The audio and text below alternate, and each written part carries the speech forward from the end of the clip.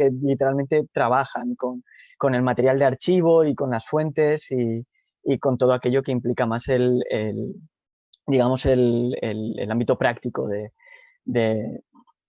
del proceso. Entonces, bueno, pasó a presentar muy rápidamente, muy brevemente, para no extenderme demasiado. Gracias también a las participantes. Ellas son Diana Tucedo, ella es cineasta y montadora. Su trabajo ha sido seleccionado en festivales como la Berlinale, el Festival Internacional de Cine San Sebastián o el Doc Lisboa, entre otros.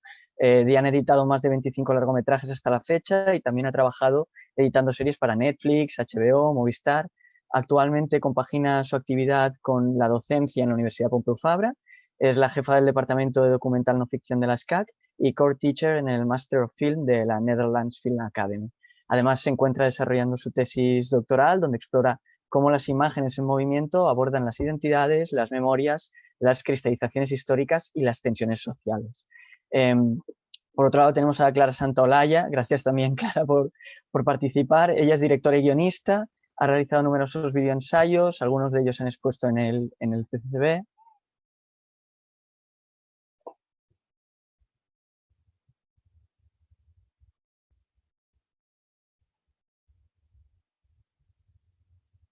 No sé si me habéis perdido.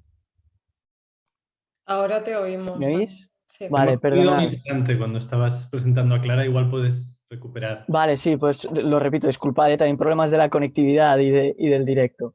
Decía que Clara Santaolalla es directora y guionista, ha realizado numerosos videoensayos, algunos de ellos se han expuesto en el Centro de Cultura Contemporánea de Barcelona, y ha trabajado como realizadora de videoclips, así como ayudante y auxiliar de dirección en series de televisión, cortometrajes y spots. Eh, Además, ha impartido clases de guión y narrativa cinematográfica en centros como la Universidad de Valladolid o la Complutense de Madrid. Ha publicado numerosas críticas cinematográficas y ha participado en congresos como el Sexto Congreso Internacional de Historia y Cine de la Universidad de Barcelona o el The Uses of Cinema de la Monash University. Este año, además, ha fundado la productora Batiak Films y ha defendido su tesis doctoral en Nosotros el Pueblo, figuraciones de la toma de la calle en la historia del cine. Y finalmente, moderando la mesa, me acompaña Carolina Surdis, que es doctora por la Universidad Pompeu Fabra, con una tesis titulada en ensayo cinematográfico como dialéctica de la creación fílmica.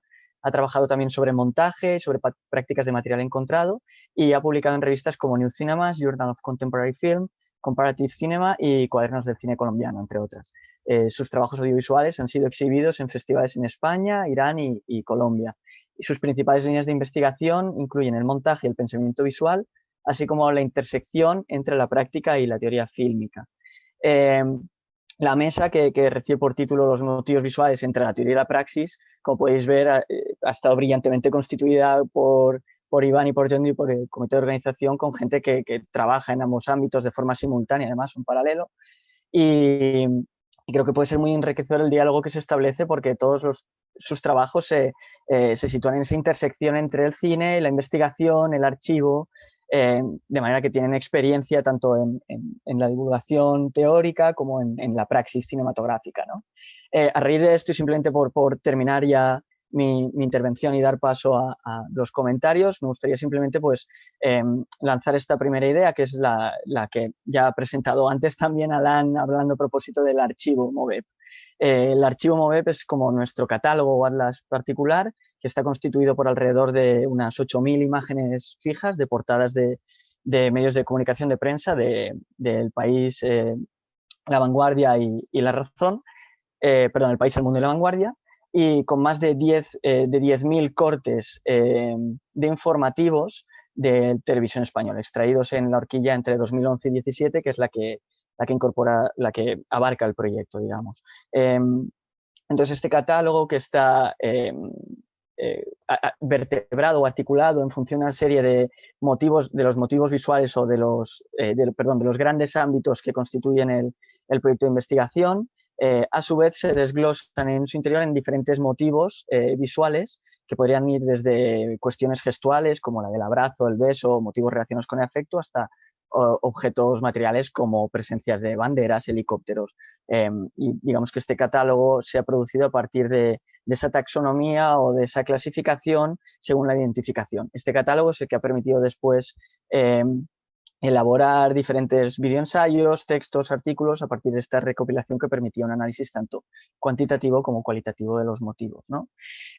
Por entroncar también con la mesa anterior, donde se había pasado un fragmento de la película Host, a veces la vida tiene casualidades increíbles y me parece fascinante porque esta película en particular tuve la ocasión de presentarla en el Festival de Cine de Sitges el año pasado cuando se estrenó y creo que es muy importante, por muchas de las cuestiones que se han señalado, en su momento lo primero en lo que pensé yo fue en un texto de Paul Virilio del 98, que era el del Reino de la Relación Óptica, donde a partir de la anécdota de una ciudadana norteamericana que había implantado cámaras de videovigilancia en su casa porque ella sentía que estaba siendo asediada por fantasmas, a partir de este acto paranoico desencadenó una presencia de virtualidades de gente que se conectaba para seguir en directo lo que pasaba, ¿no? Entonces, bueno, digamos que esta idea o lo que creo que la película era importante sobre todo, además, era porque partía o tenía el germen en una especie de vídeo viral hecho como broma entre amigos que conseguía recoger muy bien ciertos de los motivos que el cine de terror ha trabajado mucho por un lado, pero que por el otro se habían visto potenciados en la pandemia, ¿no? Toda la cuestión del uso de filtros, toda la cuestión de las redes sociales y demás. Entonces creo que es interesante para vincularlo con la mesa que empezamos ahora mismo, porque allí, de la misma forma en que allí había un trabajo también con un archivo iconográfico importante que tenía que ver también con medios digitales, ahora las ponentes que van a intervenir a continuación en esta comunicación también han elaborado un trabajo o su trayectoria profesional ha implicado también un trabajo consciente o inconsciente con un archivo determinado, ¿no? Y sin más dilación ya os doy paso, abro el debate para hablar un poco a partir también de esta idea de archivo a esta mesa sobre los motivos visuales entre la teoría y la praxis. Gracias.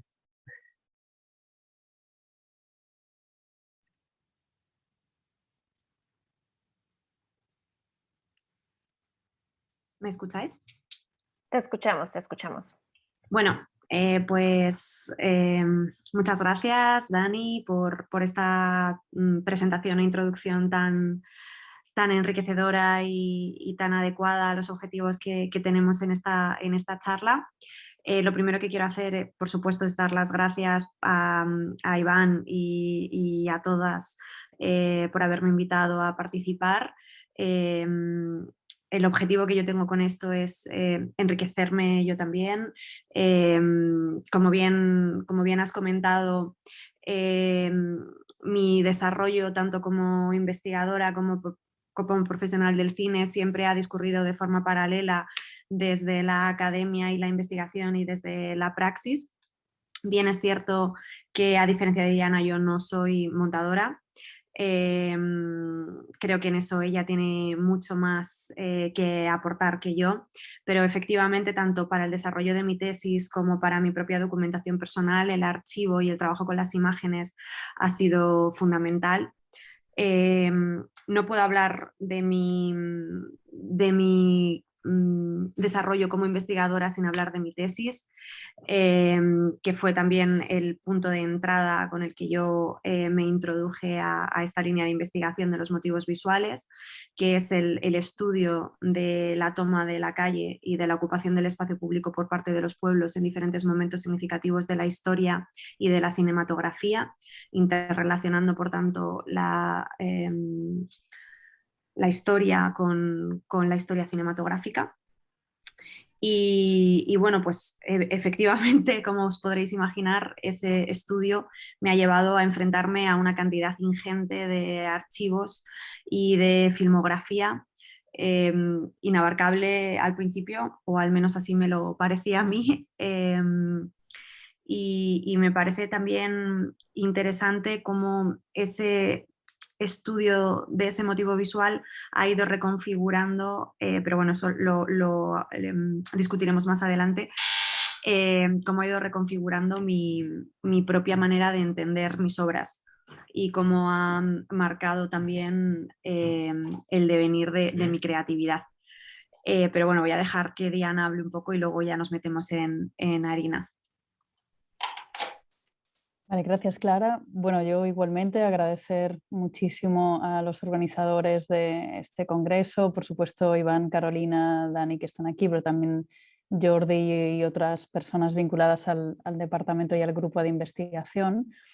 Bueno, igual un poco que la presentación que ha hecho Clara, sí que es cierto que yo también estoy ahora como más vinculada al doctorado, ahora que estoy cursando en la Pompeu también. Pero como bien ha dicho, mi trabajo o mi actividad constante o como más cotidiana está en la profesión, ¿no? En la práctica, en ese trabajar con las imágenes desde el montaje y desde la creación. Bueno, desde muchos lugares que igual luego comentaremos. Realmente la voluntad un poco de esta mesa también es mostraros un poco a partir de nuestras prácticas cómo llegamos incluso a momentos más de mayor reflexión o de mayor comprensión de nuestra propia práctica y al mismo tiempo también de cómo entendemos las imágenes y cómo las podemos actualizar, sobre todo trabajando o pensando en el archivo, que es una de las cuestiones fundamentales que tanto Clara o yo compartimos también en parte de nuestra obra, de poder trabajar con el archivo para traerlo al presente y poder resignificarlo, poder pensar incluso sus nuevos valores a nivel de uso, pero incluso políticos, culturales, etcétera, ¿no? Incluso también a nivel de valor económico que actualmente pueden tener. Pero bueno, antes de entrar ya un poco en materia, nos gustaría hacer una presentación donde, bueno, en cualquier momento, si queréis intervenir, si queréis preguntarnos, intentaremos dejar un poquito de margen al final también para preguntas, pero completamente abiertas. Yo al menos en mi presentación o en mi compartir quisiera que pudierais interrumpirme en cualquier momento que queráis, que no queremos hacer ningún tipo de presentación súper cerrada o estanca a vuestras intervenciones. Y para empezar con Clara, bueno, no sé si ya está por ahí porque se estaba moviendo porque la pobre, te pillamos Sí. en medio de una mudanza, ¿no, Sí, Clara? está siendo un poco una gincana esto.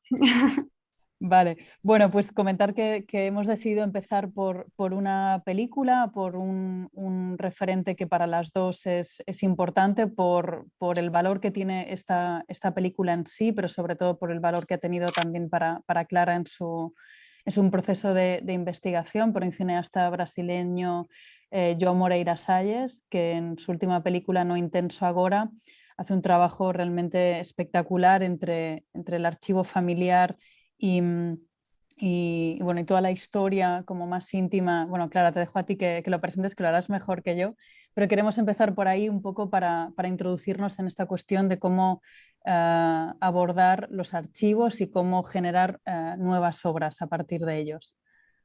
Sí, completamente de acuerdo con lo que has aportado. A mí me parece que esta obra es, cuando se está hablando de archivo y de resignificación de las imágenes, me parece absolutamente pregnante. Me parece muy revelador y muy enriquecedor como el autor de algún modo bucea en unas imágenes tan absolutamente monumentalizadas y absolutamente saturadas de significado como pueden ser las imágenes de mayo del 68, que han compuesto y construido el imaginario social y político de buena parte de Occidente y de las lecturas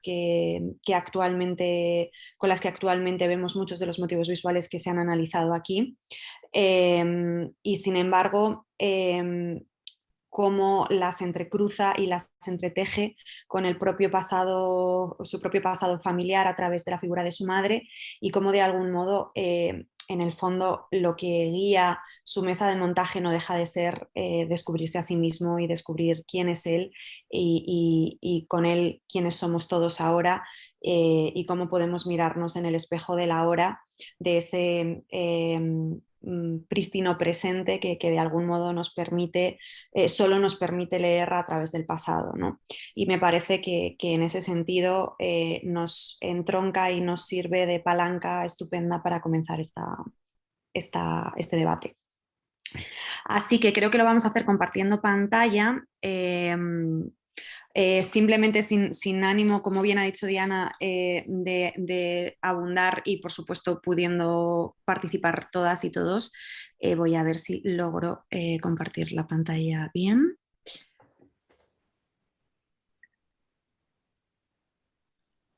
Em, 4:25.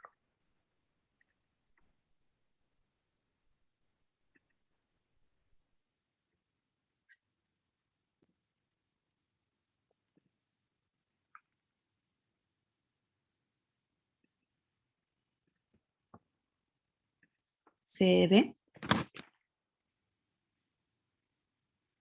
No, No, todavía no lo vemos. Sí, ¿no?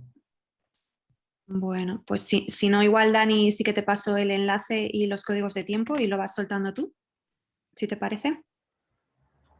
Claro, perfecto. Si quieres, Clara, yo voy. Tengo la película también disponible. Si tienes los minutos y me los Sí, dices, voy a 4:35. intentar. Vale.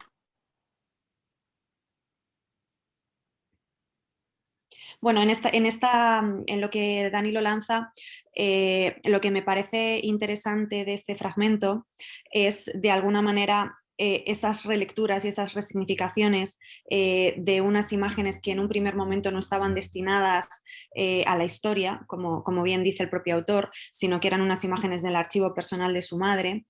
Que estaba grabando las consignas que había en la puerta de la ciudad prohibida.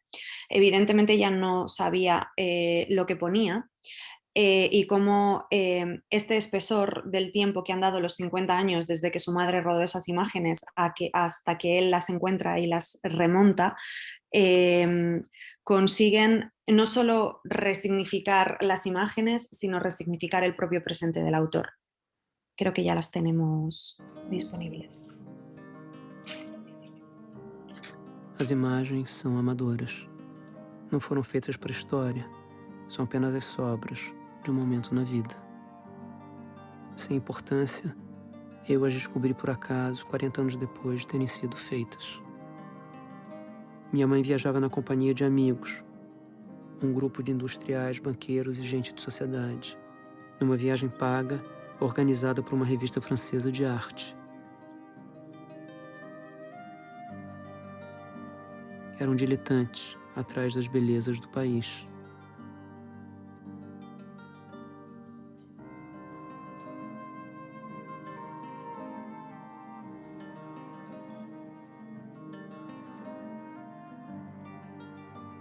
Minha mãe tentou ir à cidade proibida, mas deu com os portões fechados. A revolução cultural dos despossuídos será eterna, avistou na fachada, sem saber. Tinha ido ver uma coisa e acabou por ver outra. Não o passado, mas a história em ação.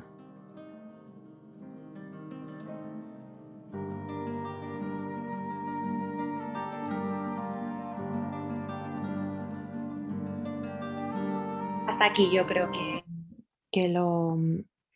a mí lo que me interesa mucho de esto es que a mí me parece que no son solamente el espesor del tiempo y el paso del tiempo lo que resignifica las imágenes, sino el propio acto del montaje del autor, cómo a través de ese montaje logra, y del montaje de las imágenes y de los audios, consigue hablarnos de esa historia en acción, que también es otro concepto que a mí me interesa mucho, ¿no?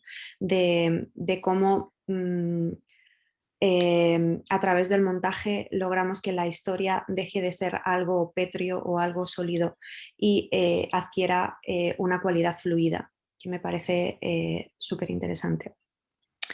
Y otro punto también que me parece crucial en cuanto al tratamiento de Moreira Salles de estas imágenes, no de estas en concreto, sino a lo largo de toda su obra, es el contraste o la dicotomía entre la melancolía y la alegría. Él en varios momentos de la que quiero de hecho lanzar esa hipótesis que yo tengo con Diana, a ver qué opina ella. Moreira Salles, a lo largo de toda la parte francesa de mayo del 68, abunda en el hecho de que la emoción que predominó fue la alegría. que la melancolía vino después, ¿no? Que vino muy rápido, pero después. En el momento en el que todas esas imágenes fueron tomadas, lo que guiaba los objetivos, lo que guiaba las manos de esos camarógrafos o amateur en la mayoría de los casos, era la alegría. Sin embargo, en el propio gesto de montaje, en el propio gesto del corte, en la propia relectura indisociable del gesto de montar, es donde se aporta muchas veces esa melancolía en la relectura. Porque a mí me parece que esta obra está sin ánimo de traer el concepto de geontología ni meternos en ese jardín, pero me parece un exponente claro de ese concepto que también me parece que está muy ligado al montaje. No sé cómo lo ves tú, Diana. Sí, completamente, completamente estoy de acuerdo. Creo que igual te dejaré seguir porque creo que es súper interesante que puedas andar un poco más en este fragmento y en la película para que luego, bueno, podamos hablar un poquito más. Clara, te has muteado, perdón. En el minuto 27, por favor. Pues. Vamos a ver otro fragmentito.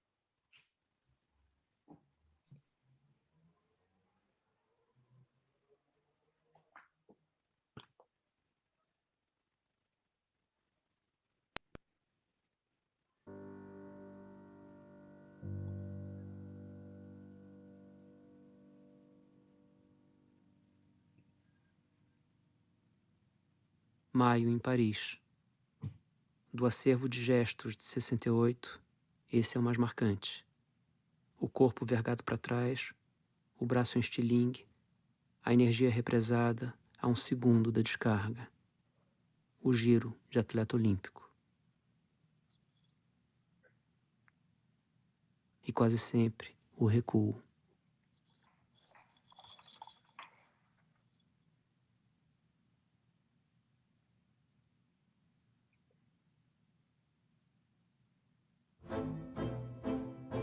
Suficiente.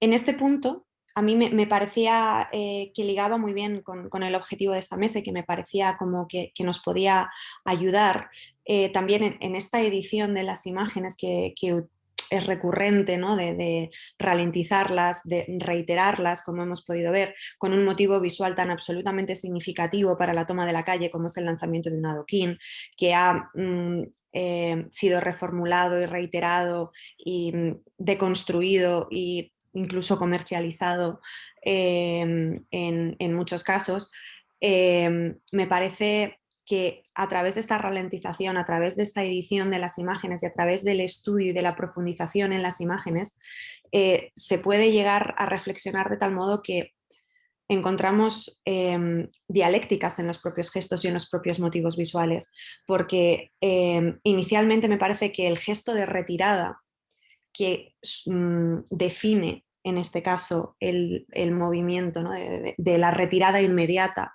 del retroceso, del lo tiro pero me voy corriendo, define muy bien la esencia del devenir del movimiento de mayo del 68, pero que de alguna manera también define muy bien otros muchos movimientos sociales y otras muchas insurrecciones sociales.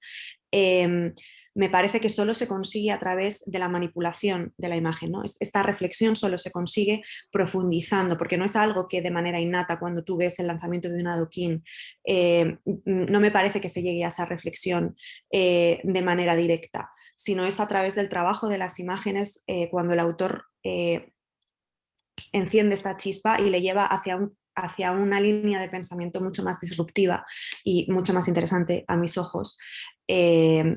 Y estoy segura de que de otro modo no lo habría logrado, ¿no? Es a través de esa mesa de montaje, a través de llevar las imágenes hacia adelante y hacia atrás, de ese trabajo tangible con las imágenes, donde te das cuenta de ciertos detalles o de ciertas sincronías o desincronías. No sé si tienes algo que comentar, Diana, o pasamos al siguiente fragmento, vemos todo y luego comentamos. Mejor, ¿no? Pues vamos a 53:30.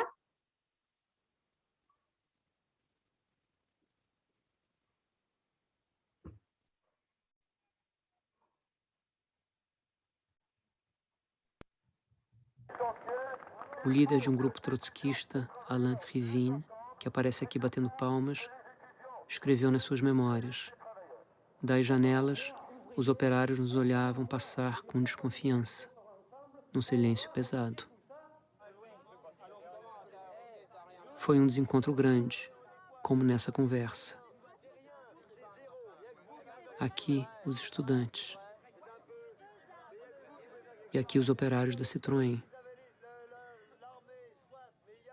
O que chama mais atenção não é a vontade sincera de se comunicar, mas o fato de essas conversas não terem acontecido à mesma altura, de igual para igual e sem desconfiança.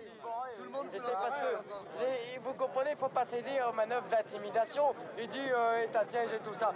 Ça ne peut pas durer, ça ne peut pas exister, ça ne peut pas arriver. C'est à ça qu'on forme les étudiants. C'est à être les futurs patrons de la société bourgeoise. On va être les cadres, partout, les salauds.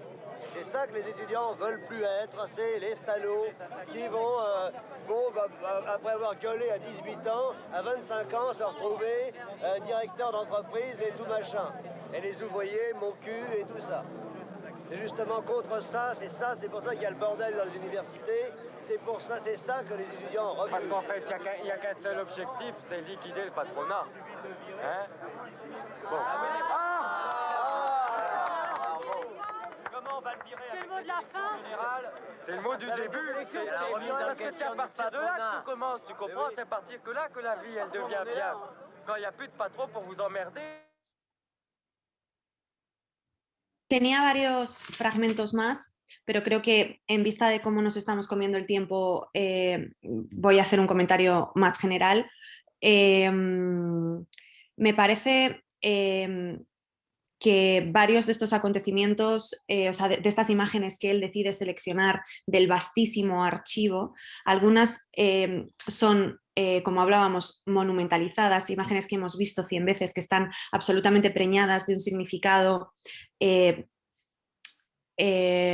muy marcado y monolítico incluso, y cómo a través de ese espesor del tiempo, a través de ese acto de montaje, a través de ese trabajo con las propias imágenes, logra designificarlas y resignificarlas de algún modo y dar una lectura muchísimo más profunda. Y algunas otras que rescata de un archivo que de algún modo no formaban parte del imaginario. Me parece muy interesante en este sentido. En la parte en la que habla del discurso de De Gaulle, unas imágenes que apenas se han visto, que apenas se han montado en la vasta filmografía de mayo del 68, que son unas imágenes de apoyo a De Gaulle, que fue la manifestación más grande de mayo del 68. En los Campos Elíseos. Es una manifestación gigantesca que de algún modo vaticina y marca el final del movimiento y que dialoga muy bien con esas otras imágenes que hemos visto de esos estudiantes diciendo que hay que terminar con los jefes y que no van a ser esos que se quejan con 18 y luego con 25 son jefes, que ahí es el propio tiempo y el propio montaje del autor el que va dando respuesta a lo que se está planteando, ¿no? Porque de algún modo marca el camino de lo que luego fue la gran decepción o la gran melancolía que envuelve el movimiento. Entonces me parece que aquí hay dos gestos principales. Uno, el trabajar con las imágenes desde el montaje, el trabajar desde la tangibilidad y desde la fisicidad de los archivos, y dos, la resignificación de imágenes vistas mediante el montaje o mediante el contraste con otras imágenes que las deconstruyen. Y me parece que esta película es un ejemplo clarísimo de lo que estamos hablando aquí. Diana, cuéntanos. Sí, la verdad que podríamos extendernos mucho, sí que me estoy preocupando un poco por el tiempo porque tenemos muchas cosas que compartiros, pero básicamente para mí también esta obra de João Moreira Salles es no sé, muy reveladora, muy iluminadora, en el sentido de que en el primer fragmento que Clara os mostraba, decía ese texto de la historia en acción, ¿no? Que es lo que muchas veces podemos hacer cuando sacamos una cámara a la calle, cuando hay toda esta gran cantidad de acontecimientos, vivencias, experiencias que podemos vivir desde un lugar un poco más frenético o con el tiempo del presente en el que parece que nada se detiene y una cámara acompaña ese tiempo, ¿no? a esa acción en movimiento constante sin detenimiento, y que es luego quizás a posteriori, cuando entramos en la sala de montaje, cuando podemos volver a ver esas imágenes extraídas y fuera del contexto y sobre todo del tiempo en el que están inscritas, es cuando el proceso de reflexión empieza a aparecer, ¿no? Como ese pensar después de las imágenes. Yo tengo una pregunta en este sentido. O sea, hay un momento en el que Moreira Salles enuncia, ¿no? Como que la decepción ya estaba ahí desde el principio en esas imágenes, aunque no se leía en ese momento. ¿Tú estás de acuerdo? ¿Crees que toda la información está ya en las imágenes per se, desde que se registran en la película o en la tarjeta? ¿O sin embargo son las relecturas posteriores, los momentos de montaje, los que las sacan a la o sea, como si fuese un proceso de paleontología, ¿no? Como un poquito, por así decirlo, o si se crean esos nuevos significados, si ya estaban o si se crean? Me parece que es una reflexión interesante. Sí, me sería difícil responder realmente porque creo en momentos, en ambas posibilidades. Siempre pienso que una imagen tiene múltiples capas que nunca conseguimos como casi asirlas o desvelarlas todas, sino que tenemos que hacer justamente como ese trabajo casi de arqueología, ¿no? De ir viendo como estrato por estrato, y las imágenes son para mí elementos tan vivos, cuerpos que están siempre en relación con otras cosas, que justamente la cuestión del montaje muchas veces no es solo lo que excavamos internamente en una imagen por lo que pueda contener, sino también cómo al ponerla en relación con otras imágenes, esos significados o lo que quieren llegar a contarnos o pueden decir, se transforman y cambian. Y luego también no solamente está la cuestión de la imagen en sí como un ente que contiene, sino quién las mira y cómo se miran esas imágenes. Y a partir del mirar, de dar una nueva ojeada, ¿no? un nuevo vistazo a ese elemento, pueden empezar a aparecer muchas otras capas de sentido y significado. Entonces, por un lado, creo que como deseo muchas veces de los cineastas, ¿no? Aquellos que hacemos y deseamos que nuestras imágenes puedan estar contenidas de toda esa información que deseamos tener, muchas veces no es así. Y vienen a posteriori. Creo que si a lo mejor el mayo del 68 hubiera derivado en otras cuestiones que igual pudieran reforzar esa alegría, como bien dices, a lo mejor esa melancolía sería menor o la podríamos leer en menor grado en esas imágenes. Pero creo que también todo depende no solo de ellas, sino también de cómo las observamos y en el tiempo en el que las observamos y desde cuándo y cómo, ¿no? A nivel de posicionamiento creo que es importantísimo reflexionar sobre la posición en la que vemos y no solamente en aquello que vemos. Absolutamente. Sí, por ejemplo, Stravouillet hablaba mucho, ¿no? De este tipo de imágenes que ellos mismos como que las comparaban con los muertos que están bajo tierra, y cómo a través no solo del montaje sino también de la mirada se podía recuperar eso. Pero estoy absolutamente de acuerdo en que muchas veces solemos poner el acento en las imágenes y dejamos la figura del receptor de las imágenes un poco menospreciada o no en la posición tan significativa que tiene. Estoy completamente de acuerdo. Pero sí que también considero que hay una parte que creo que ocurre mucho cuando ves portadas de periódicos o entradillas de telediarios, de todo lo que las imágenes cuentan a pesar de sí mismas, ¿no? O sea, de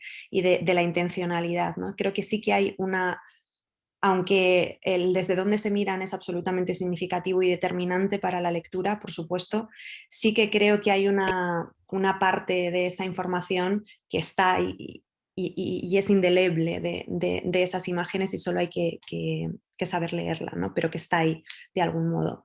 Y que las imágenes tienen cosas que contar a pesar de sí mismas. A mí, Diana, Clara, disculpad un momento, Carolina, muy brevemente por hacer un inciso. Diana, cuando te refieres a la contención de sentido de las imágenes, os pregunto como realizadoras, a las tres en este caso. Cuando hablas de este deseo de contención de un significado en las imágenes, podríamos entender, en este caso en lo que nos ocupa, los motivos visuales como un elemento que puede jugar a favor o en contra a la hora de contener ese sentido. Quiero decir, el empleo de determinados motivos visuales que hemos visto repetidos a lo largo de la historia, como los relacionados con el afecto, como el abrazo, o con los de la revolución, como ha trabajado Clara en el sentido de la salida del pueblo, la multitud. ¿Creéis que el uso de estas estrategias iconográficas puede servir para esa contención de significado a la que aludías? Me preguntas a mí, pero me gustaría que, no sé, Carolina, ya que no has participado todavía, si puedes entrar en pregunta el abierta ruedo. por alusiones. Bueno, no, pues yo justo estaba pensando cuando las escuchaba hablar, pues me parece muy interesante esta inquietud que Clara resalta, ¿no? Sobre esta idea de si las imágenes tienen, ¿no? Como una verdad, una gema de verdad, ¿no? En ellas y que de alguna manera el trabajo del montaje es esculpir hasta que brilla un poco, hay algo de brillo, ¿no? De esa idea original o de ese gesto original de la imagen. Y pensaba obviamente en el fondo del aire es rojo, ¿no? Cuando Marker hace la reflexión de nunca sabemos lo que filmamos y solo el tiempo lo revela, ¿no? Y creo que es muy interesante acá ver cómo las imágenes se encuentran con otras imágenes, ¿no? Es decir, por ejemplo, vemos el montaje de los fragmentos que estábamos viendo y obviamente está el elemento de la voz, ¿no? Que creo que siempre en estos ensayos es algo súper, bueno, lo encontramos en muchos ensayos, ¿no? Pero justo les quería preguntar si en esta relación entre imágenes, ¿no? Es decir, si para ustedes hay una relación entre las imágenes que despierta como todo ese discurso, un poco como entran de un lugar a otro, ¿no? Porque al final, bueno, Clara lo refería, ¿no? Hay como cierta idea de manipulación de las imágenes, ¿no? Es decir, es algo que está ahí, es algo que se puede crear, cuáles son esas capas.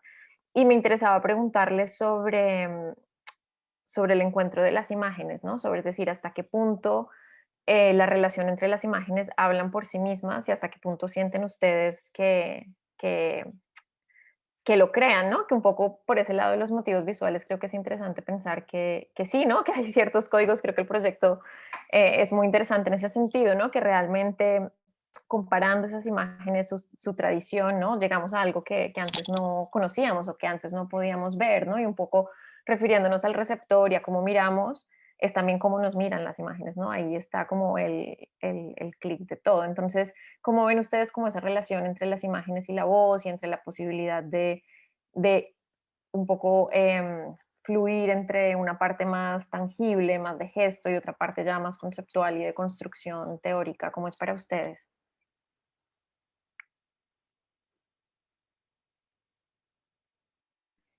Bueno, realmente yo con los motivos visuales que he trabajado, que podrían ser, como bien ha dicho Dani, o al menos los que más se reiteran y que desde luego se utilizan y se crean juntando estas imágenes mediante síntesis, sin duda, que es la de la salida del pueblo, ¿no? Que nos retrotrae a los orígenes del cine con los Lumière, que muchas veces en un montón de filmografía que yo he analizado, pero que lo podemos ver en telediarios cada día, esa salida del pueblo montada con el líder o con el meeting o con el discurso de turno que de alguna manera envuelve de legitimidad y de popularidad en el amplio sentido de la palabra a ese discurso. Desde el palo, había unas imágenes en un artículo de hace mucho tiempo, de unos cuantos años, de Jordi, de cómo las imágenes se convierten en espejo mediante el gesto de represión, que eran unos policías antidisturbios, ya no recuerdo si eran en Serbia o en qué país era, que estaban reprimiendo a unas madres que preguntaban por sus hijos desaparecidos y ellas sostenían en sus manos unos espejos que de algún modo detenían el gesto de la violencia y de la represión de ese antidisturbio. Y me parece que hay un tercer espejo en esas imágenes, como bien has dicho, y a través del montaje que se hacen de esas imágenes, tanto interno, como es en el caso de esta fotografía que analizaba Jordi, como en el montaje externo que se den a las imágenes, se convierten en espejos que miran las épocas pasadas y futuras, sin duda. Me parece que las imágenes de la esfera pública y el cómo se abordan los motivos visuales sean los que sean, en cada momento histórico, político y social, me parece que son absolutamente significativas de ciertas esencias y de ciertos atavismos que definen mucho más de lo que creemos nuestras sociedades, nuestras inquietudes y nuestros sueños. Y la manera en la que analizamos estas imágenes y por tanto las montamos, porque para mí montaje y análisis están muy interrelacionados, como bien ha dicho Diana, poseen una gema de verdad también, como decías, muy significativa. Y con respecto a la voz, pues no sé si vamos a tener tiempo, pero el ensayo visual que yo tenía pensado abordar iba precisamente sobre cómo el poder que tiene la voz, un poder que yo estudio de manera dialéctica o dicotómica, porque por un lado me parece que puede, como decía Godard, como que de algún modo puede convertir los discursos y las imágenes, porque la voz y las consignas tienen un poder absolutamente demoledor que muchas veces arrastra a las imágenes hacia esferas de sentido y líneas de pensamiento. O sea, creo que muchas veces el sonido tiene mucho más poder que las imágenes y de algún modo les aporta una gravedad que las imágenes en sí mismas no tenían o no tendrían, y me parece que pueden ser peligrosas y reiterativas y de algún modo aportar, ya te digo, ese peso en un sentido peyorativo y negativo de la palabra, pero que también ese timbre intransferible, esa parte más personal, más individual, a mí me apela absolutamente, y es precisamente lo que trabajo en ese ensayo que pensaba mostrar, cómo a través de la voz se puede llegar y del recuerdo sonoro a una conexión emocional muchísimo más instantánea que las imágenes. Entonces me parece que la voz es poderosísima, tanto para lo bueno como para lo malo, por así decirlo. Pues claro, no me meto yo, o sea, creo que sería muy bueno poder verlo, este fragmento que nos puedes mostrar, y a partir de ahí continuamos.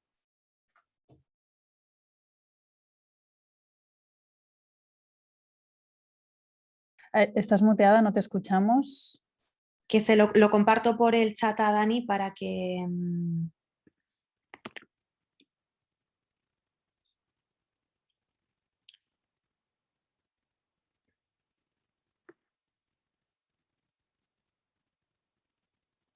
¿Lo tienes?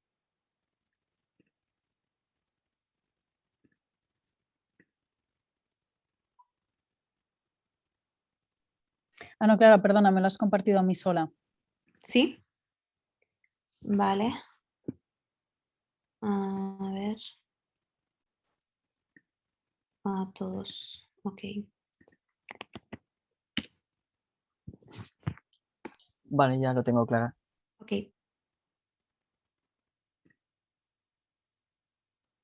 ¿Qué minuto quieres o desde el principio? Ponlo desde el principio y ahora te digo el primer minuto.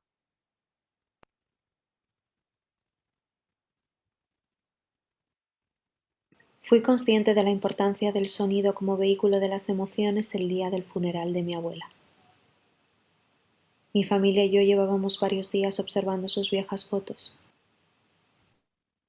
Mi abuela enseñó a hablar a mi padre leyéndole poesías, y es un rasgo que nunca abandonó. Todos mis recuerdos con ella están marcados por el momento en el que elegía recitar su poema favorito. Cuando enfermó, mi padre repasaba con ella ese mismo poema, intentando hacerla recordar, traerla de vuelta, mantenerla cerca. El día de su funeral, mi padre puso una grabación que había hecho poco antes de que dejase definitivamente de recordar. Fue impactante. Su voz consiguió mucho más que sus imágenes recordarla, traerla de vuelta, mantenerla cerca. ¿Puedes, hola, ¿puedes poner el 315, por favor?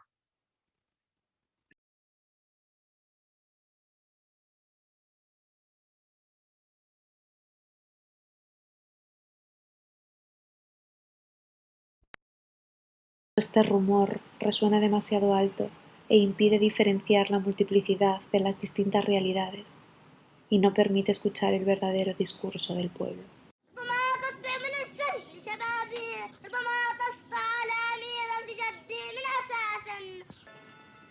Debemos intentar escuchar a las imágenes y oír lo que dicen de verdad, no imponerles una idea a través de un guión sonoro preestablecido que impide cualquier diálogo y el intervalo entre dos voces distintas. Tu as choisi pour ce plan une jeune intellectuelle sympathisante de la cause palestinienne qui n'est pas enceinte mais accepte de jouer ce rôle. Et de plus, elle est jeune et belle. Y el Et 715. là-dessus, tu restes silencieux.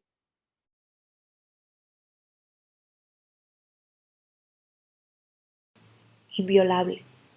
Nuestra voz es una huella imborrable de nuestro paso por la historia.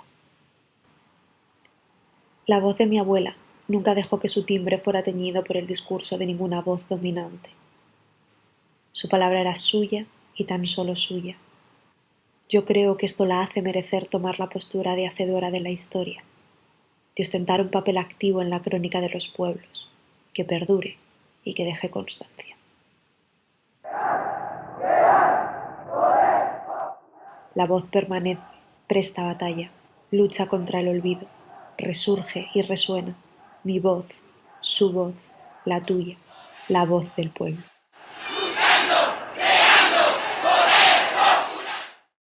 La canción favorita de mi abuela era esta. De San Eugenio, yendo hacia el Pardo, le conocí. Bueno, básicamente esto fue un trabajo para el máster predoctoral hace ya un tiempo para la asignatura de Gonzalo y realmente al margen de lo que ya he dicho de esa dicotomía del anclaje emocional que tuvo para mí con el proceso de la muerte de mi abuela y el estudio del archivo de todas esas imágenes de mi familia que filmé desde lo tangible de ese archivo también y cómo viví yo ese proceso a través de la voz de mi abuela y de sus canciones y de sus archivos grabados. Y por otra parte, cómo esas voces del pueblo, esas voces reales se han ido convirtiendo y comercializando de modo que las consignas que en su momento fueron esenciales y verdaderas o esos rostros ancestrales que podría decir Pasolini, pues lo mismo con las voces, ¿no? Esas voces ancestrales, esas voces atávicas, esas voces originales, cómo se han ido deconstruyendo y cómo se han ido performativizando hasta perder completamente su significado original. Y este ensayo que, bueno, hemos visto solo algún fragmentito, espero haberlos elegido bien para que os hayáis podido hacer una idea.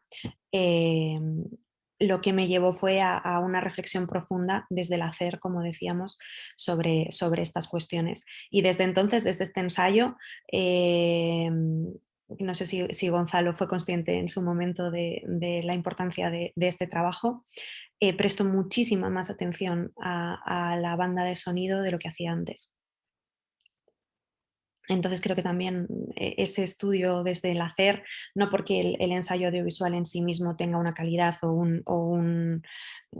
o sea para mí un fin en sí mismo, sino lo que yo valoro de este trabajo, por eso he escogido mostrarlo, es el proceso que yo viví y el aprendizaje a través del trabajo con el archivo y de la tangibilidad del archivo, y cómo los aprendizajes se vuelven muchísimo más significativos, cómo las conexiones y las reflexiones se producen, y también cómo esas reflexiones anclan en lo emocional.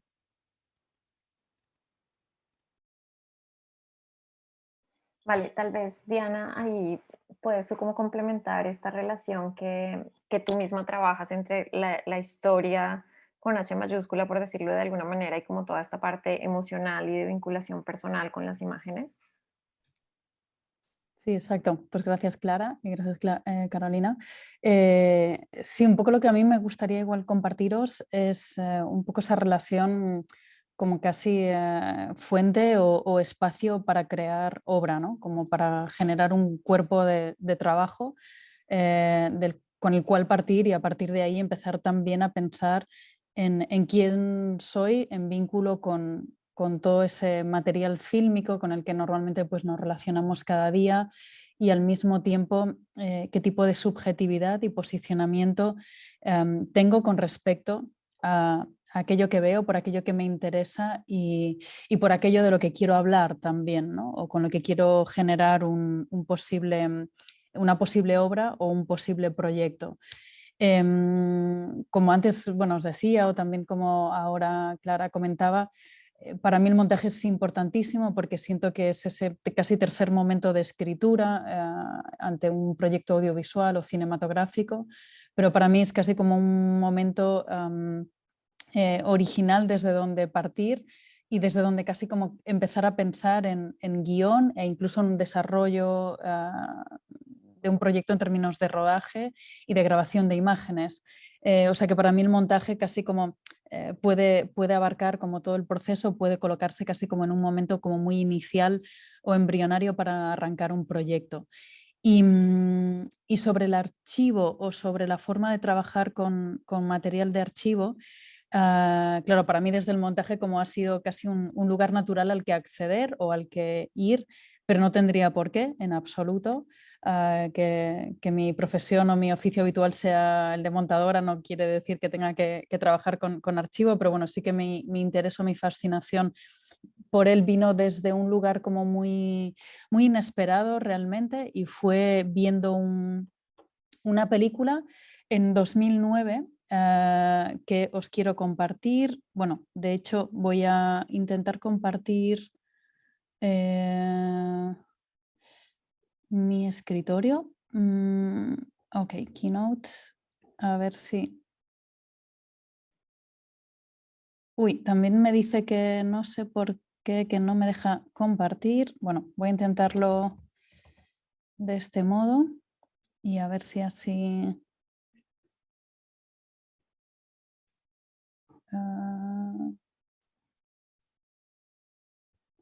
Uy, pues creo que parece que no me deja compartir. No sé por qué. A ver, vuelvo a intentarlo. Ahora, sí. ¿Lo veis? Sí, perfecto. Sí, lo vemos. Sí, perfecto. Vale, genial. Bien, si no me empezaría a preocupar. Genial.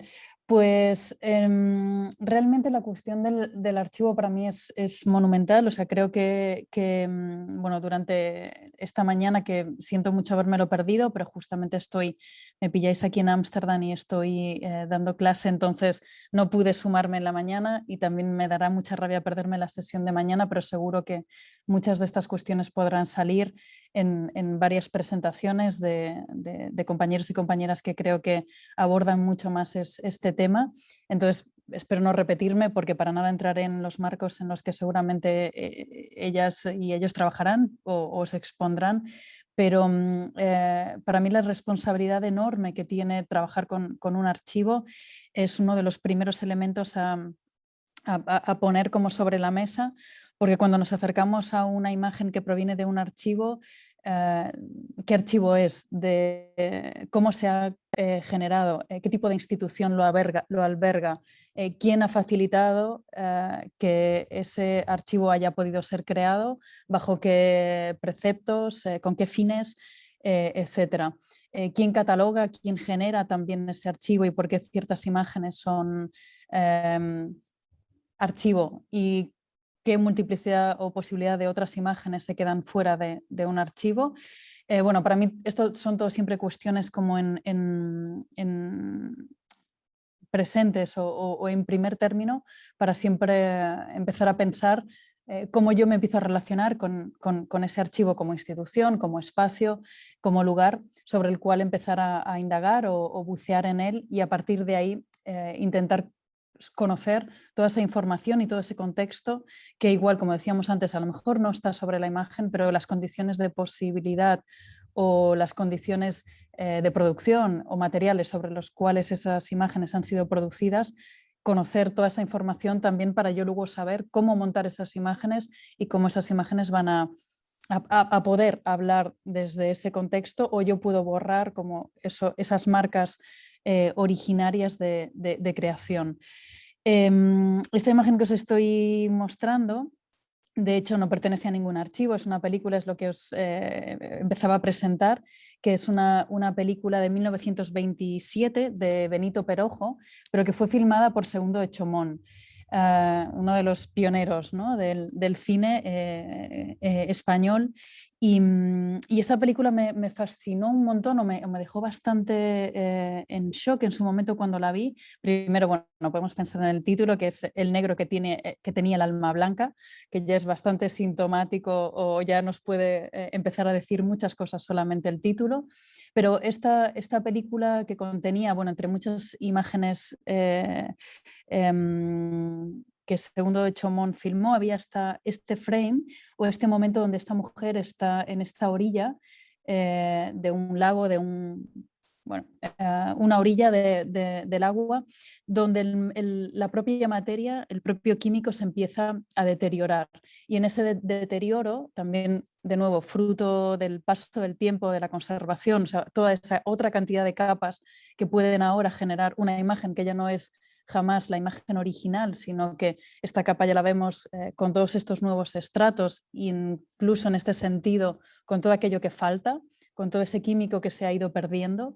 Y desde esa falta, pero al mismo tiempo para mí ese cuerpo femenino que ahora es casi como un elemento de luz por la falta del químico, pues me dejó como bastante en shock, porque lo que me hacía sentir realmente era una cantidad de emociones en presente, o sea, como esa imagen se reactualizaba para mí en el hoy en día, en 2009 en ese momento, y significaba muchas cosas con las que yo en ese momento estaba como muy conectada, ¿no? Como también representar el cuerpo femenino, la cuestión como casi de un cuerpo como un elemento energético, la cuestión de la luz también como energía, ya no solo dentro del cine y cómo trabajamos con la luz como cineastas, sino también cómo nos relacionamos y cómo también nuestras energías generan pues un tipo de vínculos, un tipo de vivencias y de experiencias. No me extiendo mucho porque podría hablar mucho sobre esta imagen, pero fue a partir de esta imagen con la que empecé a pensar en narrar aquello que yo en ese momento estaba sintiendo, apropiándome de imágenes de otros. Y toda la cuestión de la reapropiación, del found footage, aunque en este caso no es una imagen sin autor, sino que hay una autoría, hay una construcción de este tipo de imágenes muy concretas para un fin también muy determinado y narrativo en esta película, como yo le podía dar la vuelta o podía llevarlas en otra dirección y empezar a pensar o a reflexionar si yo, a través de estas imágenes, podía transmitir aquello que yo ahora mismo en presente quería contar, que era otra nueva historia. Os muestro... Diana, un comentario muy breve que me ha surgido en base a lo que has comentado y relacionándolo también con el título de la película. A través de esa reapropiarte de las imágenes y de la información inicial, volviendo un poco al inicio de esta mesa, la información que esas imágenes tienen, ¿no? ¿Tú crees que todo se puede o se debe deconstruir o resignificar? Quiero decir, como hablábamos ayer, esas imágenes que están impregnadas de opresión, de colonialismo, de injusticia, que hay muchas, y que de alguna manera no solo las impregna, sino que construye todo lo imaginario que las rodea, ¿hasta qué punto consideras positivo deconstruirlas y resignificarlas, o si esa esencia es positivo que permanezca, esas líneas de opresión que no se pierdan, ¿no? No sé si me he sabido explicar. Totalmente. Yo en mi caso no quiero que se pierdan, sino al contrario, casi para mí son un punto de partida sobre el cual empezar a reflexionar y traerlas a la hora, ¿no? Para mí una imagen que de 1927 me está contando o me puede contar y puede conectar conmigo ahora y con un público presente donde podemos estar hablando de lo mismo, esa especie de arco temporal de irnos casi 100 años atrás y pensar esas imágenes en ese momento podían estar contando lo mismo que yo puedo estar contando ahora mismo también con ellas y por lo tanto siguen teniendo validez o siguen apuntando en una misma dirección, me parece importante porque me da como un espacio para poder pensar y reflexionar sobre algo mayor, cómo nos estamos constituyendo como sociedad y etcétera, etcétera, ¿no? Y en este caso, por ejemplo, para mí tenía mucho que ver con una sensación directamente de opresión, de violencia hacia mí como mujer y cómo en este caso esta obra de Benito Perojo estaba hablando desde aquí, pero sin que ese fuera el tema central, porque en el fondo no estaba contando esta historia, pero para mí las imágenes están enunciando parte de esa violencia hacia la mujer y sobre todo también esa violencia hacia el otro, de quién es el otro y cómo se constituye el otro, ¿no? Os muestro este fragmento y sigo hablando de esto porque tiene mucho que ver con lo que acabas de decir, Clara. Okay. Os comparto, creo que con pantalla completa, sí, así lo veis mejor, ¿no?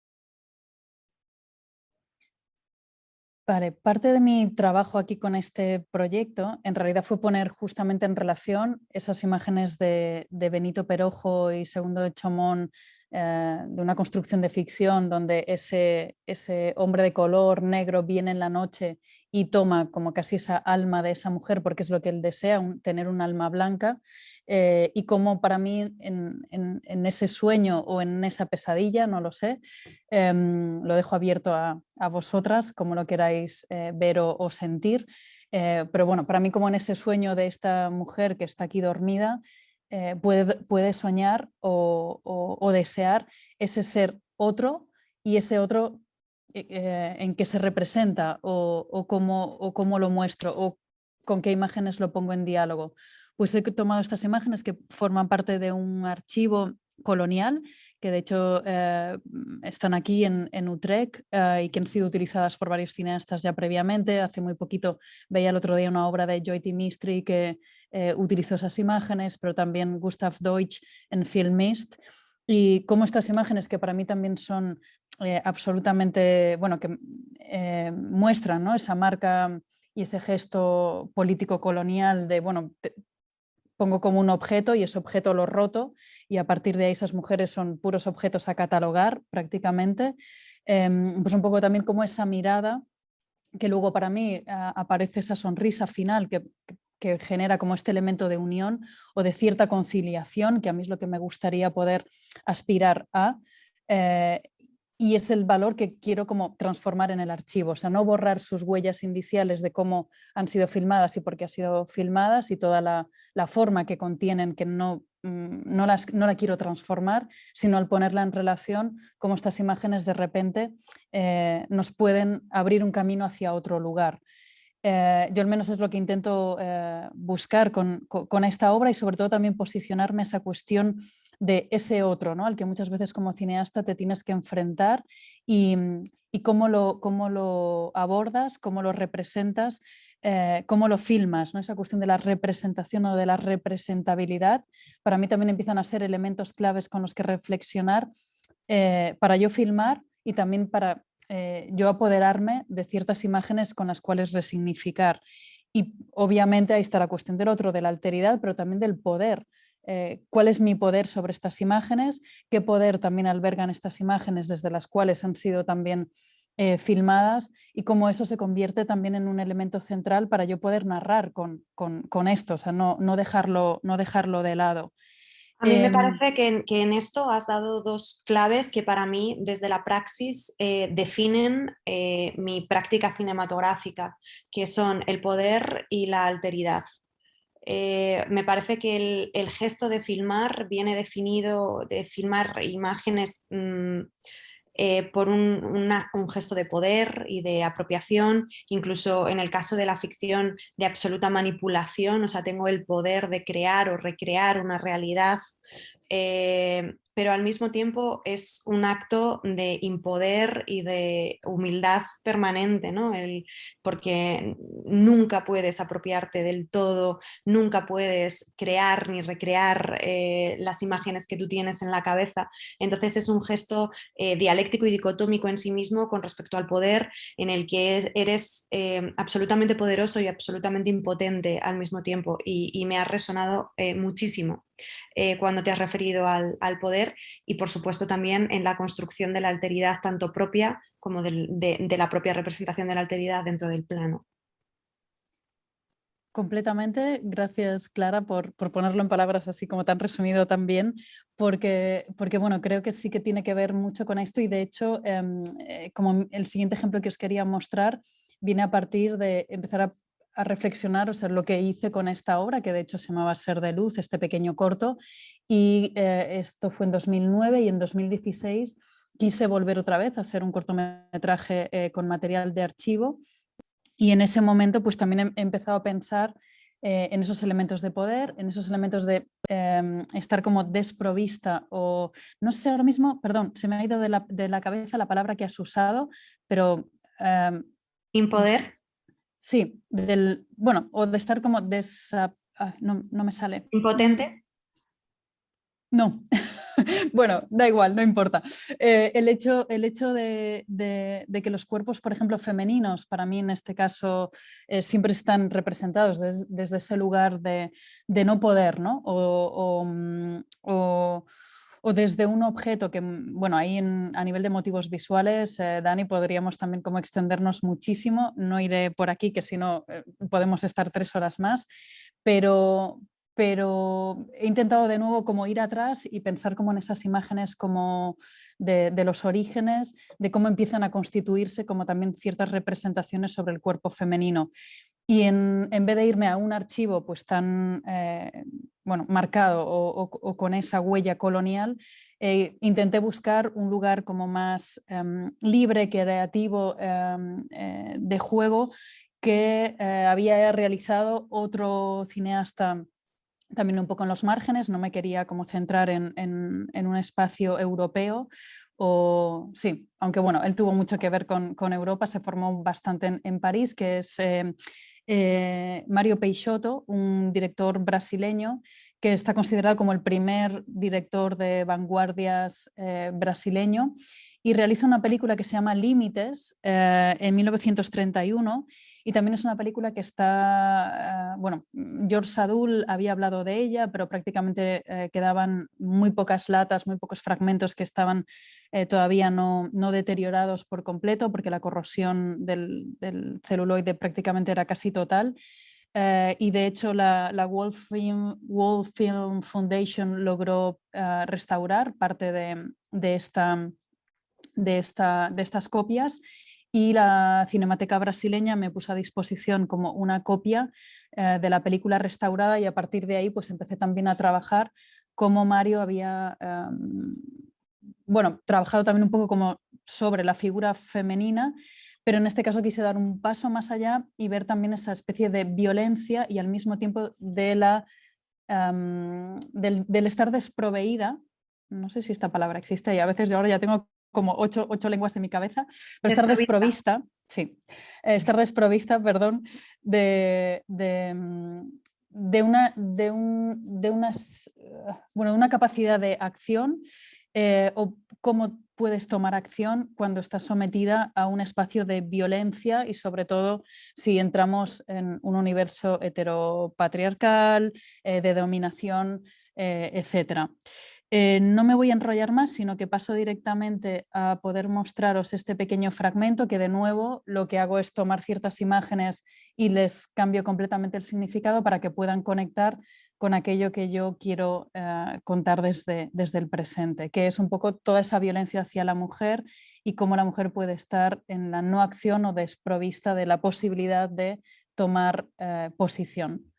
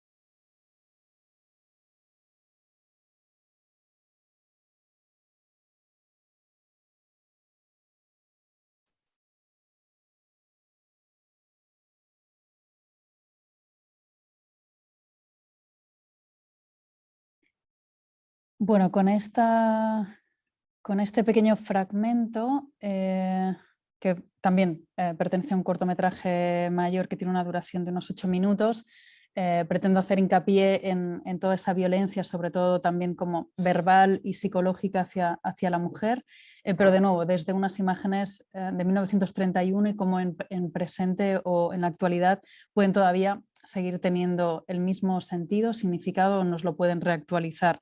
Podría contaros muchas más cosas, pero como vamos súper mal de tiempo voy a resumir mucho para llegar a mi último punto, que en el fondo en estos dos proyectos de archivo veis que bueno, pues me he ido a un archivo colonial africano, a una película de vanguardias brasileña y ahora salto a un archivo de la Unión Soviética. Con esta especie como también de deslocalizarme un poco, de buscar como referencias en lugares tan distintos para justamente saber quién soy yo en relación a ese otro y qué constituye lo otro, esa alteridad, pero también qué me construye a mí como persona con... bueno, sobre todo como creadora, con una cierta subjetividad y posicionamiento. Una de las cosas que más me ha interesado en el fondo, al ir detectando como un poco casi ese camino, en cierta medida inconsciente que voy haciendo, porque en realidad para mí todas estas obras nacen cuando me encuentro con una imagen y esa imagen no me la puedo sacar de la cabeza.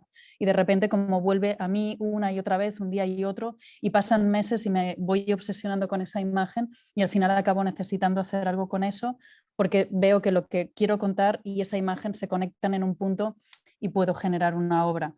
Entonces, en este sentido, para mí esa especie de lo que falta, de las ausencias y de las presencias, es uno de mis grandes temas o de mis obsesiones ahora mismo.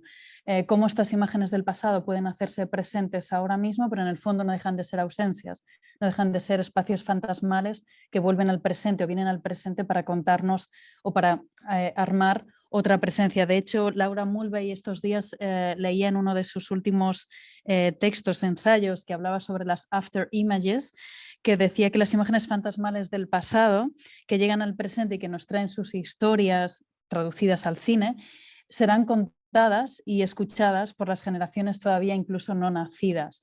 Entonces, esa especie de volver a generar presencias futuras a través del archivo me parece un espacio potentísimo, pero necesito también pensar qué es lo que se queda ausente. Lo que se queda ausente desde el archivo, aquello que no está dentro, pero también qué hacemos nosotros como cineastas o nosotras como cineastas con nuestras ausencias. Que muchas veces en montaje para mí generar como esta tercera imagen, ¿no?, de la que siempre habla Godard, por 1 más 1 son 3, pues esa tercera imagen que siempre buscamos generar o esa tercera idea o emoción, para mí es una ausencia a encontrar, ¿no?, una ausencia a buscar en el proceso de creación.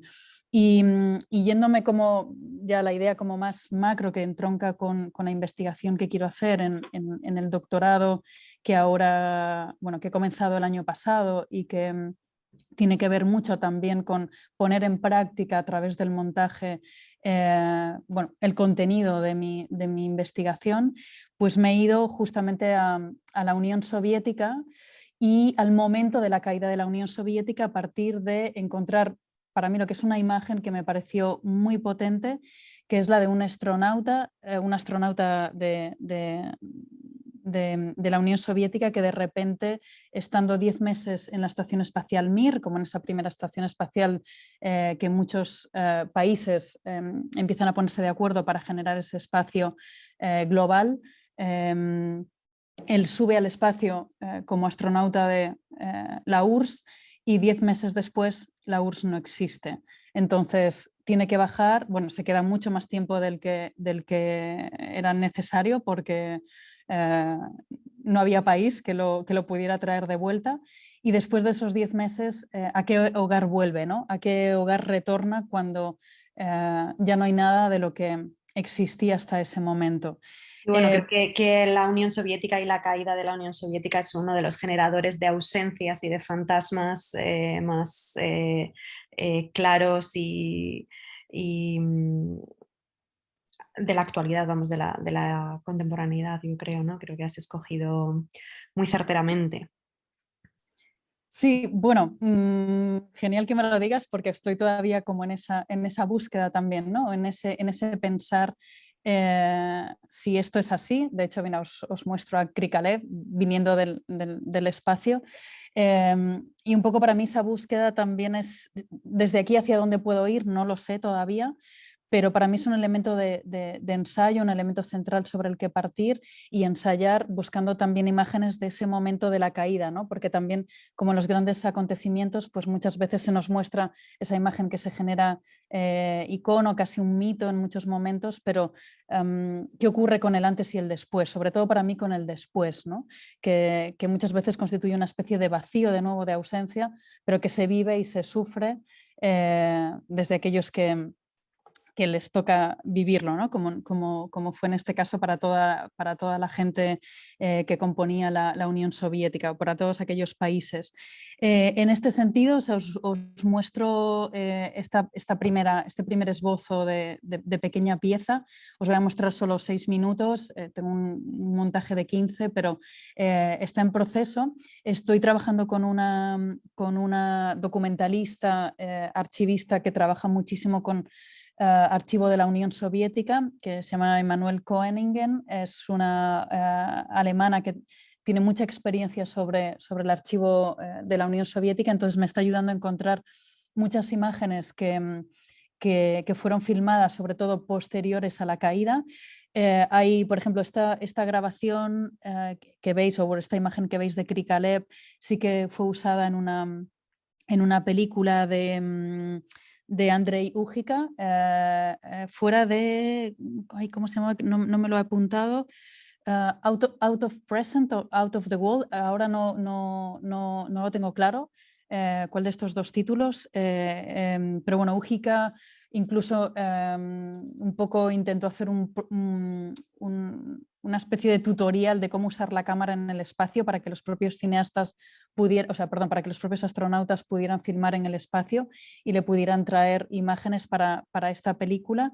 Y cuando yo la vi, de repente toda esa resonancia con justamente ese momento de la caída de la Unión Soviética, pues he empezado también a buscar testimonios de personas de la calle que podían o pueden constituir también un cuerpo histórico de lo que supuso la caída de la Unión Soviética para el pueblo, para la gente llana que pues o gravemente de un día al otro de repente dejas de tener una cuenta bancaria, dejas de tener todos tus ahorros y todo el sistema se desmorona sin ningún otro tipo de proyecto, y también lo que supone a nivel ideológico, a nivel personal, a nivel íntimo, porque todo aquello sobre lo que has sostenido tu vida o quién eres de repente se desmorona o se diluye. Pues no me demoro más, os muestro este arranque.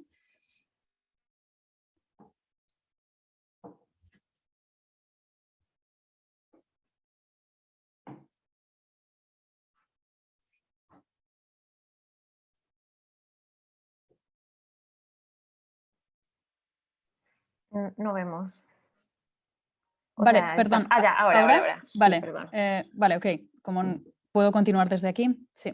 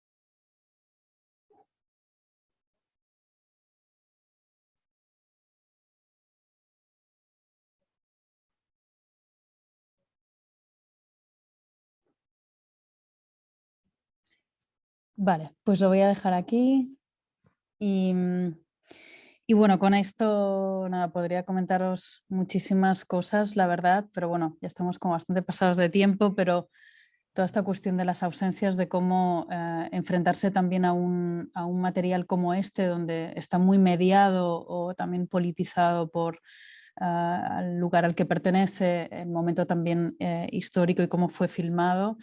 Pues bueno, para mí será un gran reto, porque justamente de lo que quisiera hablar en el fondo también es de cómo un cuerpo que puede ser el archivo, para mí puede ser extrapolable directamente casi a nuestros propios cuerpos, ¿no? Y a nuestros cuerpos hoy en día como archivos directamente. Y quisiera acabar casi con una cita de Judith Butler, que de hecho ella comenta que el cuerpo es un fenómeno social, está expuesto a los demás, es vulnerable por definición y su existencia depende de las condiciones e instituciones sociales. Así que creo que hoy en día, o sea, más que nunca somos archivos en nuestro propio cuerpo, albergamos como nuestra historia, como bueno, todos nuestros traumas, heridas y demás, y cómo podemos trabajar como en esta especie de simbiosis entre un archivo físico, material como cuerpo, y un archivo también como nuestro cuerpo de carne y hueso, ¿no? Y no teniendo el mal de archivo, que de esto creo que se hablará mañana Ariela, ¿no? Pues muchas gracias, Diana y Clara. En realidad sí, nos podríamos quedar escuchándolas un montón de tiempo más, ¿no? Es muy interesante poner en relación como sus miradas como cineastas y como investigadoras y como montadoras, ¿no? Al final siento que esto que dices de los cuerpos y de cómo nos relacionamos con las imágenes a través del cuerpo también habla pues de la emoción de las imágenes, ¿no? Y de esas capas políticas, ideológicas que justamente se revelan, ¿no? Con una segunda mirada, con el montaje, con la relación entre imágenes. Y bueno, creo que no tenemos tiempo para preguntas del público, porque ya estamos hiperpasados, seré la mala yo, no le delego a Iván la maldad. Y bueno, muchísimas gracias, muy interesante y enriquecedor escucharlas. Iván, Bueno, no sé si quieres cerrar. Bueno, yo solo quería deciros, agradeceros muchísimo, Clara, Diana, a ti, Carolina, y a ti, Dani, por esta mesa que podría seguir in aeternum, yo diría, generando, como decía ahora Diana, presencias futuras, ¿no? Pues casi os escucharía in futurum, ¿no? Simplemente un poco para poner en relación, quería señalar hasta qué punto me parece coherente el hilo, ¿no? Desde la primera hora de la mañana, cuando Victoria Sirlot hablaba de qué pasa cuando ponemos dos imágenes una junto a la otra, ese proceso de activación de los significados, y cómo en definitiva nos está hablando de la tarea única de la historiadora del arte o de la montadora, que es la misma, ¿no? que es generar verdaderamente un discurso sobre las imágenes a través de la articulación relacional, porque de todo de lo que se ha hablado es esto. Yo agradezco muchísimo lo que nos habéis enseñado, que prácticamente generaría ecos detallados, desde el gesto de la película de No Intenso Agora que enseñaba Clara y el gesto con el que comenzaba Victoria Sirlot, ¿no? Son gestos contrarios, el de la manifestación y el de su represión, hasta estas imágenes en las que, digamos, hay una llamada a esclarecer el intervalo que ahora nos enseñabas tú, Diana, y donde sobre todo yo creo que al final hay una cosa que es lo que a todas y a todos nos preocupa ante las imágenes, que es el tiempo, ¿no? O sea, tanto el tiempo presente como el futuro. Así que nada, no me enrollo yo porque entonces será peor. Nos emplazamos a las 4 de la tarde para la mesa de comunicaciones. Gracias infinitas, y sobre todo porque sé que en todos los casos, Clara, Diana, Carolina y Dani, estabais ocupadísimas y habéis rascado este tiempo para regalárnoslos. Así que muchísimas gracias. Hasta luego, hasta dentro de un rato. Gracias. Un placer, gracias Muchas a todas. gracias. Gracias a vosotras.